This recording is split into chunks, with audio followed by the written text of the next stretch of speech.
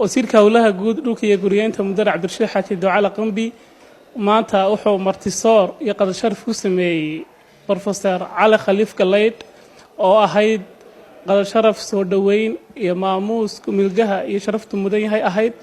waxa iskugu timid marti badan golaha wasiirada golaha baarlamaanka golaha guurtida iyo marti sharaf kala badan umuuman waxay duubneedo mid lagu soo dhaweynay Professorka Hargeysa yimid oo booqasho ku yimid aad iyo aad u mahadsantiin nagala soo qayb gashay aad iyo aad u mahadsantiin